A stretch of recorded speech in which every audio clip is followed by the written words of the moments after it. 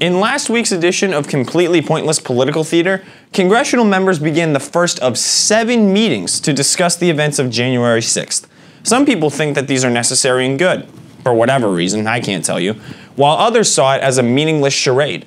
Enter Washington Commanders defensive coordinator Jack Del Rio, who asked why the BLM riots of 2020 got far less attention than the riot at the Capitol. Almost as soon as he said this, progressive sports personalities reared their ugly heads and ridiculed Del Rio for voicing thoughts that are contrary to the general political narrative. For MRCTV, I'm John Simmons, and welcome to the woke world of sports. In an interview last Wednesday, Del Rio posed a very simple question at a press conference. Why is the January 6th riot being investigated when the riots of 2020 were actually celebrated and not publicly scrutinized? Why are we not looking into those things? If we're going to talk about it, why are we not looking into those things? Because it's kind of hard for me to say I can realistically look at it. I see the images on TV. People's livelihoods are being destroyed. Businesses are being burned down. No problem. And then we have a dust-up at the Capitol. Well, there's nothing burned down. And we're not going to talk about it. We're going to make that a major deal. Now, it wasn't a simple dust-up. The riot at the Capitol was bad, but it should make you question why Congress is holding 7 meetings to discuss this event, when there wasn't a single hearing held to discuss the riots of 2020. Of course, countless people blasted Del Rio, and Commanders head coach Ron Rivera issued a lengthy statement regarding Del Rio's words and fined the man $100,000 for saying something that hurt a lot of people in the community. That's a ridiculous amount of money for something as minor as a slightly distasteful comment. But former Baltimore Ravens safety Ed Reed thought that fell short of being a sufficient punishment for Del Rio, saying that it wasn't enough to hold the man accountable. Think those reactions are bad? It gets worse. Stephen A. Smith said Del Rio is incapable of understanding how hurtful his comments were for a very stupid reason.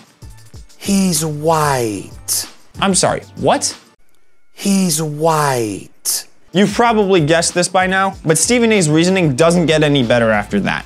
And there's an awful lot of white people that cannot in any way identify with the plight that African Americans feel physically, emotionally, spiritually, subliminally. The list goes on and on and on. Of course, black people throughout our country's history have far more often than not been the ones suffering from racism. But that doesn't mean that Del Rio can't look at the riots of 2020 and be upset at the havoc they caused in our country, or that he's somehow ignorant, insensitive, or ill-intentioned.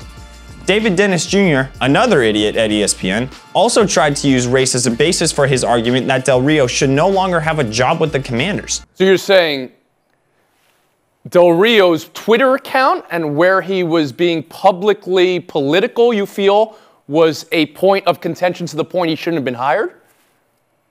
It's something that you have to take into consideration. You have to think about the personnel that you work with. If you know that you have somebody who is saying things that goes against the actual livelihood and the lives of most of the people who you're supposed to be working with, you don't bring them in. That's something that goes with any workplace. If I was saying the stuff that Del Rio was saying, I probably wouldn't have this job and be sitting here also. All of this is a perfect example of how the left treats speech that they deem offensive. Dole out excessive punishment on the offender, and then hold this grand shaming tour to make that offender feel bad. If we are going to value free speech, especially speech that is respectful and genuinely inquisitive, why would we be punishing and silencing men like Del Rio? So folks, what do you think? Was my analysis a home run, or was it a big swing and a miss?